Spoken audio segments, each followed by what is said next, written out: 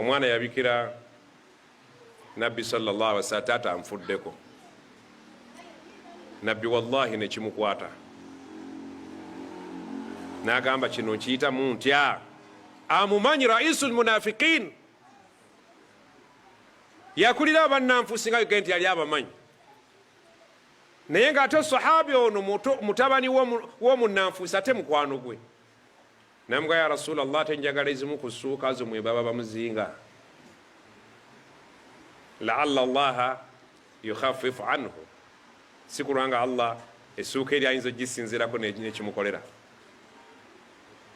Nabbi mu nsonyi ennyingi olw'empisa ennyingi yagenda n'ayimirira ku jeneza.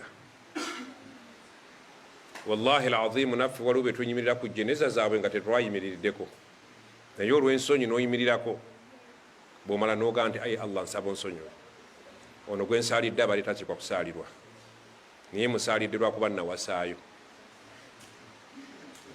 nga mukazi wange ajja kunyiga ne balamu bange, naye nga mu busiraamu si yasaalirwa, Allah saasira, osonyiwe omuddu wo omusobya nga nze.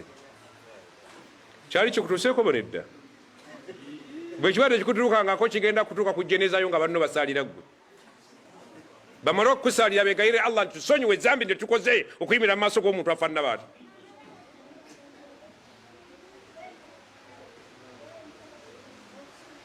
Naye nabbi sallallahu alaihi wasallam aba agenda okusaala, Allahu akbar, asaalira ki? Eyani oyo omusajja omuki? Umaru n'amugamba, ya Rasulallah, kyokoze nga kinene, nono tumusaalire tugambe Allah, Allahumma ghafir lahu warham ono. Naye jjukira alina omwana omuki? Jjukira nti Umaru y'omu ku baateebagananga ne Qur'ani. Ngendowooza ya Umaru ebiseera ebisinga obungi ne baba baawukanye ne nabbi. Abubakari yabeeranga ne nabbi nga bali ku sayidi, Umaru ng'ali ku sayidi, naye Qur'ani bwe yajjanga yabeeranga ku sayidi yani ya Umaru. Umaru agamba, ya Rasulallah, kyokoze kinene, tusaalire omusajja ono. Naye okumanya Umaru yali musajja nga mukkiriza, jjukira nti mutabani w'omugenzi ono sahabi nga Umaru, naye nga Umaru tafudde ku mutoowo ono, wabulaga ya Rasulallah, tusaalire omusajja ono. N'amugamba, ya Umaru, nja kumusaalira neegayirire Allah musonyiwe ne bwe ginaaba emirundi 7 nga malamu unha anhu, Allah ebbanga lyanamala nga tannassa aya ennyimiriza, ja kumusaalira. Baba bali awo nga aya yezze, aya olowooza alyekwatagana naani? Yagamba mu surati Tawba, istaghfir lahum, abantu abafaanana ng'ono genda mu maaso ng'obe onsaba mbasonyiwe, aw la tastaghfir lahum, oba tonsabye oba osabye, falan yaghfira Allahu lahum, Allah akutegeeza okuva ne leero oba obasabira oba tobasabira sigenda kubasonyiwa.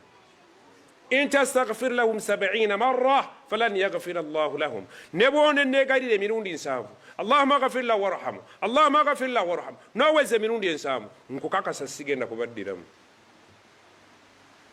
Ani yali etaaza okubeera nga bwe baba bagenda okuziika nga naffe tukakasa nti tukuziika lwa nsonyi, naye wallahi ng'eri Allah tukina obukakafu nti Allah tayinza kukusonyiwa. Ani yali kyetaaza? Ye bwe bulumi bwe tulina.